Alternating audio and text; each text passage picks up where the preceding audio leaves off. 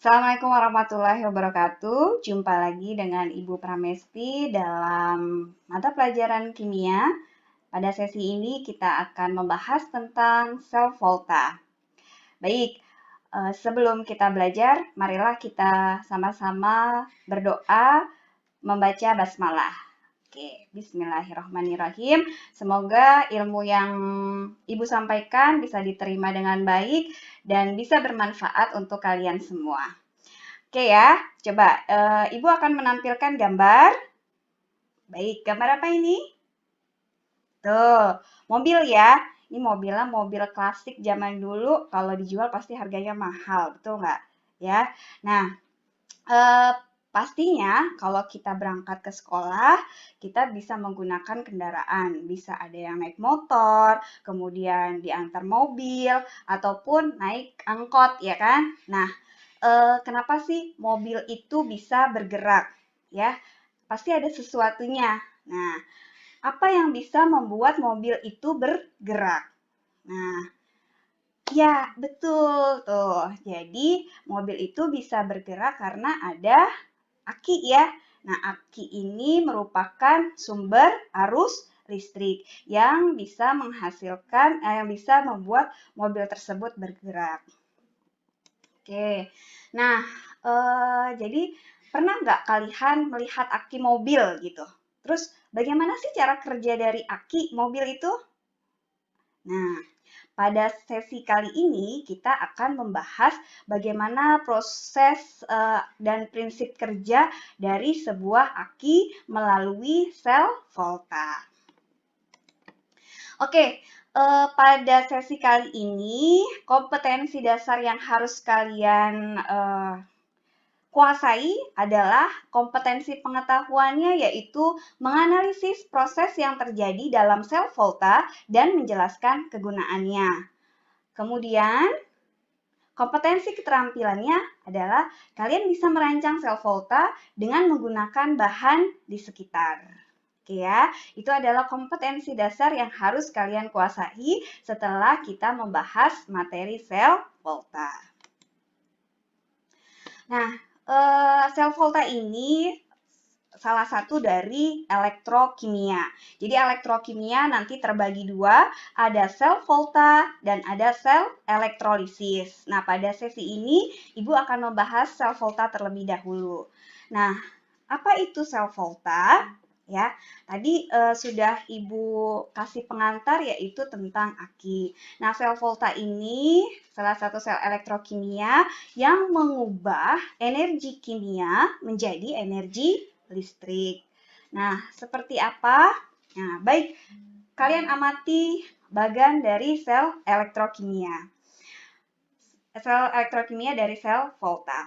Nah, dalam sel volta nanti ada beberapa komponen. Yang pertama yaitu elektroda, ya. Elektrodanya ada katoda, terjadi reaksi reduksi, ini jadi kutub positif, kemudian ada anoda atau kutub negatif, terjadi reaksi oksidasi. Ya, jadi yang pertama tadi ada elektroda. Kemudian yang kedua ada kawat atau kabel, ya, yang menghantarkan aliran elektron. Kemudian ada juga voltmeter, ya. Kemudian yang keempat ada jembatan garam. Fungsinya untuk menyetabilkan ion-ion yang ada dalam larutan. Kemudian yang kelima itu ada larutan elektrolit. Ya, jadi Ibu ulangi lagi tadi komponen sel volta ada apa saja? Ya, bagus. Yang pertama adalah elektroda. Ada katoda, kutub positif, ada anoda, kutub negatif. Katoda terjadi reaksi reduksi, anoda terjadi reaksi oksidasi. Kemudian ada yang kedua adalah kawat untuk menghantarkan elektron. Yang ketiga voltmeter. Yang keempat jembatan garam. Dan yang kelima larutan elektrolit. Ya, sudah bisa dipahami? Oke, melanjutkan ya.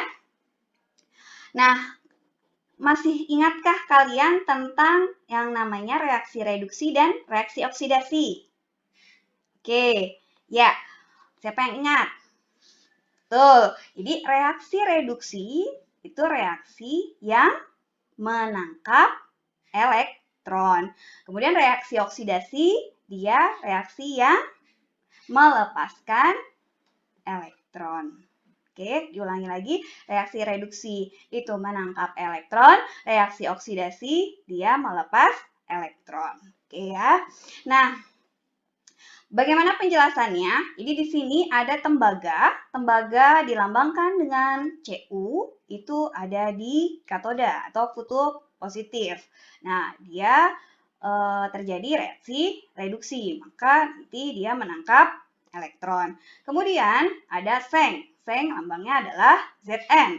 Nah, di anoda atau di kutub negatif, maka dia terjadi reaksi oksidasi, maka dia melepas elektron. Nah, Zn melepaskan elektron. Kemudian elektron ini dialirkan ya melalui kabel ke tembaga atau ke katoda. Nah, elektron ini nanti menempel ya atau ditangkap oleh tembaga, kemudian menempel di katoda sehingga massa katoda akan bertambah. Oke, seperti itu. Nah, pada tembaga mengalami reaksi reaksi reduksi. Ya, dia menangkap elektron dari seng. Nah, fungsi dari jembatan garam ini adalah menetralkan atau menstabilkan ion-ion. Oke ya. Nah, jadi bisa kalian perhatikan penulisan reaksi kimia dari tembaga dan seng adalah, jadi reaksi reduksi terjadi di katoda. Ya, reaksinya adalah Cu2+ plus 2 elektron menjadi Cu. Nah, di katoda ingat reaksi reduksi, maka dia menangkap elektron. Sedangkan di anoda itu adalah reaksi oksidasi, ya, melepaskan elektron. Oke, nah untuk reaksi selnya, maka kita tinggal jumlahkan, ya. Elektron di katoda dengan elektron di anoda nanti bisa kita coret. Hasilnya adalah Zn ditambah Cu2+ menjadi Zn2+ ditambah Cu. Oke ya. Atau kita bisa buat diagram selnya, yaitu Zn, Zn2+, Cu2+, dan Cu. Di mana Zn ini mengalami reaksi oksidasi, sedangkan Cu mengalami reaksi reduksi. Ya, atau tadi oksidasi itu ada di anoda, reduksi ada di katoda. Nah, garis 1 ini dia menunjukkan fase. Sedangkan garis 2 ini menunjukkan jembatan garam. Jadi, bisa kita simpulkan bahwa untuk menulis diagram sel volta itu rumusnya ya jadi reaksi oksidasi dulu, baru kemudian reaksi reduksi. Pada contohnya nih, kalian bisa lihat Zn, Zn2+, kemudian Cu2+, dan Cu. Oke ya, sudah paham untuk menentukan diagram sel? Atau bisa kita rumuskan untuk diagram sel yaitu anoda, ya, oksidasi ya, ion, kemudian ion, baru katoda. Oke. Sekarang kita lanjutkan ke perhitungan untuk potensial sel. Nah, jadi bagaimana cara kita menghitung arus yang dihasilkan atau listrik yang dihasilkan dari sel volta tersebut? Maka bisa kita gunakan rumus yaitu E0 sel ya sama dengan E0 katoda dikurangi E0 anoda. Oke, jadi atau tadi ingat katoda reaksi apa? Tuh, reaksi reduksi. Sedangkan anoda reaksi oksidasi. Jadi rumusnya NO sel sama dengan NO reduksi dikurang NO oksidasi. Catat ya. Nah, agar dia reaksinya berjalan spontan, maka harus NO selnya itu NO yang besar dikurangi dengan E0 yang kecil. Apa sih E0 itu? Nah, E0 itu adalah potensial reduksi standar. Jadi, masing-masing logam punya E0 sel yang berbeda-beda. Oke. Nah, tadi yang Ibu udah jelaskan, jika E0 sel dari perhitungan bertanda positif, maka dia reaksinya berlangsung spontan. Jika NO sel hasilnya bertanda negatif, maka reaksi tidak berlangsung atau tidak spontan. Jadi reaksi spontan jika NO selnya harus positif. Nah, contoh soalnya. Coba kalian simak baik-baik contoh soalnya. Ibu punya reaksi ya, ada dua. Tadi kan kita gunakan Zn dan Cu. Nah, sekarang diketahui ada N0 dari Ag ya, sebesar 0,799 volt. Kemudian ada N0 dari Ni itu sebesar minus 0,23 volt. Tentukan potensial sel untuk reaksi Ag plus ditambah Ni menghasilkan Ag ditambah Ni2 plus. Oke, nah dari reaksi ini bisa kalian lihat, maka ini Ag plus. Coba kalian lihat dulu. NO selnya besaran yang mana? Yang Ag atau yang Ni? Betul. Yang Ag. Maka Ag, supaya reaksi itu spontan, maka Ag harus reduksi, sedangkan yang Ni ini harus oksidasi. Oke? Nah, jadi reduksi ya, tadi Ag di katoda, sedangkan Ni oksidasi ada di anoda. Nah, maka rumus NO selnya tinggal NO reduksi dikurangi NO oksidasi. Hasilnya ya 0,799 dikurang minus 0,23 yaitu plus 1,029. Kira-kira reaksinya spontan atau tidak? Ya, oke. Jadi reaksinya berlangsung spontan. Kenapa? Betul, karena NO selnya positif ya. Seperti itu. Sudah paham belum untuk menentukan NO sel? Ya, mudah bukan? Nah, oke. Nah, sekarang kita lanjutkan bagaimana cara praktis untuk menentukan kespontanan reaksi redoks. Nah, untuk menentukan kespontanan reaksi redoks bisa kita gunakan ya, lihat ya. Jadi ingat tadi NO sel reduksi lebih besar, maka reaksi berlangsung spontan. Jika NO sel reduksi lebih kecil, maka reaksi berlangsung tidak spontan. Nah, kemudian logam-logam itu kan tadi punya potensial reduksi standar, betul ya? Nah, maka kita buat diurutkan berdasarkan potensial standar itu diurutkan sehingga dihasilkanlah namanya deret volta ya.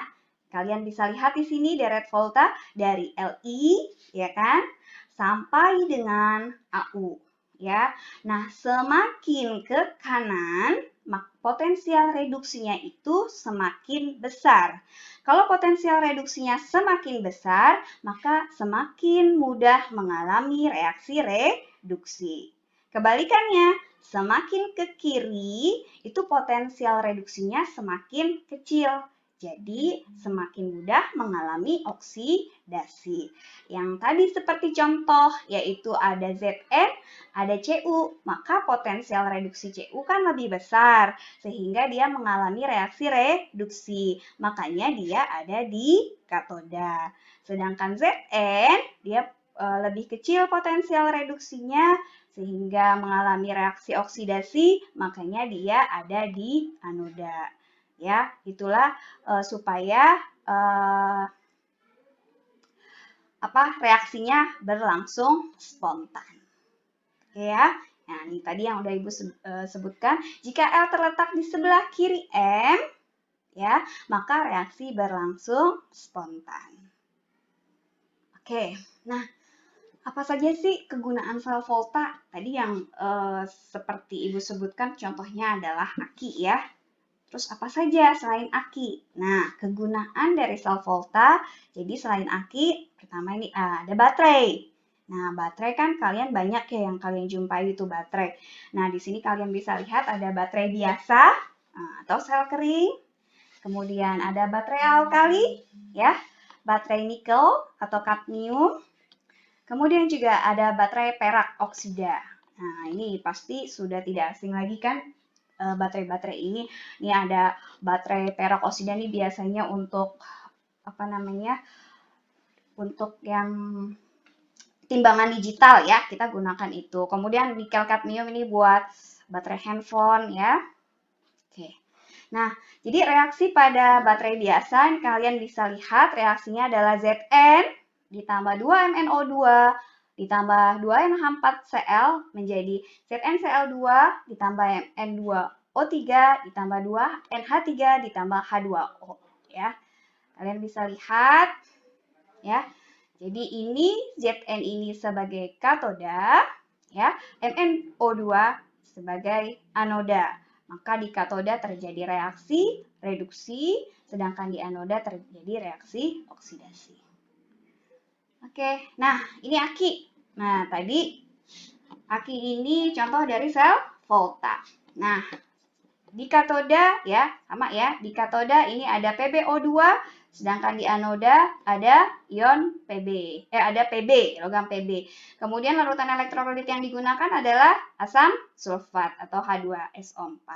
Nah, reaksi selnya adalah Pb ditambah PbO2 ditambah 2H+, ditambah 2HSO4- menjadi 2PbSO4 ditambah 2H2O.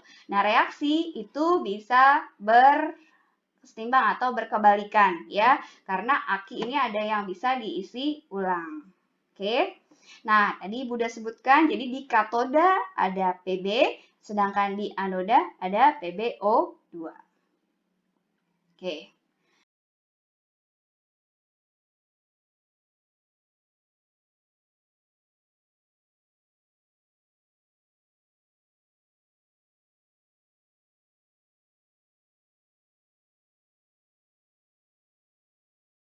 Nah, untuk latihan soalnya ya, ada 2 soal ya. Nanti tolong kalian kerjakan di lembar kertas, kemudian jawaban kalian nanti diupload di KI4 e-learning.